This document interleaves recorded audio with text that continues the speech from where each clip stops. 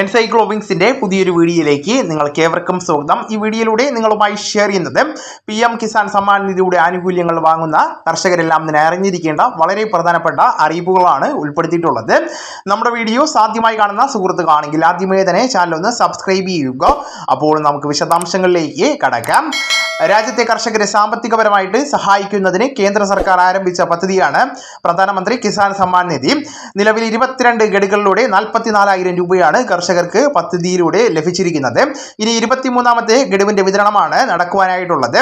April, May, June, July എന്നീ 4 മാസങ്ങളിലെ ഗഡുത്തുകയായിട്ടുള്ള 2,000 രൂപയുടെ വിതരണമാണ് ആരംഭിക്കുവാനായിട്ട് പോകുന്നത്. മൺസൂൺ ആരംഭിക്കുന്നതിന്റെ പശ്ചാത്തലത്തിൽ ഗഡു വിതരണ കാലാവധിയായിട്ടുള്ള 3ാം മാസമായിട്ടുള്ള ജൂൺ മാസത്തിൽ PM കിസാന്റെ 2,000 രൂപ വിതരണം നടക്കുമെന്ന റിപ്പോർട്ടുകളാണ് ഇപ്പോൾ വരുന്നത്.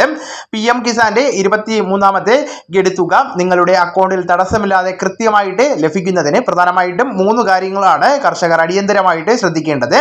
ഒന്നാമതായിട്ട് ഇത്തവണ കർഷക ID എടുത്തിരിക്കേണ്ടതാണ്. കേന്ദ്ര സർക്കാരിന്റെ അഗ്രി സ്റ്റാക്ക് കർഷക രജിസ്ട്രിയിൽ പേര് ചേർത്ത് കർഷക ID എടുക്കണമെന്ന് മുൻപും ആവശ്യപ്പെട്ടിരുന്നു. എങ്കിലും ഇത്തവണ മെയ് മാസത്തിൽ തന്നെ ഇക്കാര്യം പൂർത്തീകരിക്കണമെന്ന നിർദ്ദേശം കൃഷി വകുപ്പിൽ നിന്ന് എത്തിയിട്ടുണ്ട്. ഒട്ടേറെ കർഷകർ നിലവിൽ കർഷക ID എടുത്തു കഴിഞ്ഞു. ഇനിയും എടുക്കുവാനുള്ളവർ എത്രയും വേഗം തന്നെ ഇത് പൂർത്തീകരിക്കുക. നേരത്തെ കൃഷിഭവനിലൂടെ മാത്രമാണ് രജിസ്ട്രേഷൻ സാധിച്ചിരുന്നത് എങ്കിൽ ഇപ്പോൾ അക്ഷയ കേന്ദ്രം, CSC കേന്ദ്രങ്ങളിലൂടെയും കർഷക ID എടുക്കാവുന്നതാണ്. കരമടച്ച രസീതും ആധാർ കാർഡുമാണ് ഇതിന് പ്രധാനമായിട്ടും വേണ്ടത്. അഗ്രി സ്റ്റാക്ക് കർഷക രജിസ്ട്രേഷനിൽ പേര് ചേർത്ത് കർഷക ID എടുക്കാത്തവർക്ക് ഇനി മുതലുള്ള കിസാൻ സമ്മാൻ നിധി ആനുകൂല്യങ്ങൾ തടസ്സപ്പെടുവാനുള്ള സാധ്യതയുണ്ട്. അടുത്തത്, ഗുണഭോക്താക്കളിൽ ചിലർക്ക് വീണ്ടും ഈ KYC പൂർത്തീകരിക്കണമെന്നുള്ള നിർദ്ദേശം വന്നിട്ടുണ്ട്. ഇങ്ങനെയുള്ളവർ അടുത്ത ഗഡുവിന്റെ വിതരണത്തിന് മുൻപ് അവരുടെ ബയോമെട്രിക് KYC പൂർത്തീകരിക്കേണ്ടതായിട്ടുണ്ട്. അക്ഷയ കേന്ദ്രങ്ങൾ വഴിയോ അല്ലെങ്കിൽ കോമൺ സർവീസ് സെന്ററുകൾ വഴിയോ ബയോമെട്രിക് KYC ചെയ്യാവുന്നതാണ്. കൃഷി മന്ത്രാലയത്തിന്റെ ഏറ്റവും പുതിയ അറിയിപ്പ് പ്രകാരം അർഹതയില്ലാത്തവരെ ഒഴിവാക്കുന്നതിനായിട്ട് ചില അക്കൗണ്ടുകൾ താൽക്കാലികമായിട്ട് തടഞ്ഞു വെച്ചിട്ടുണ്ട്. 2019 ശേഷം ഭൂമി കൈമാറ്റം വഴി ഉടമസ്ഥാവകാശം നേടിയവർ, അതുപോലെ തന്നെ ഒരേ കുടുംബത്തിൽ നിന്ന് ഒന്നിലധികം പേർ, ഉദാഹരണത്തിന് ഭർത്താവും ഭാര്യയും ആനുകൂല്യങ്ങൾ കൈപ്പറ്റുന്നവർ എന്നിവരുടെ ഗഡുത്തുക വെരിഫിക്കേഷൻ പൂർത്തീകരിക്കുന്നതുവരെ തടഞ്ഞു വെച്ചിരിക്കുകയാണ്. കർഷകർ PM കിസാൻ പോർട്ടലിൽ തങ്ങളുടെ സ്റ്റാറ്റസ് നോ യുവർ സ്റ്റാറ്റസ് വഴി പരിശോധിച്ച് ഏതെങ്കിലും തടസ്സങ്ങളുണ്ടോ എന്ന് ഉറപ്പുവരുത്തേണ്ടതാണ്.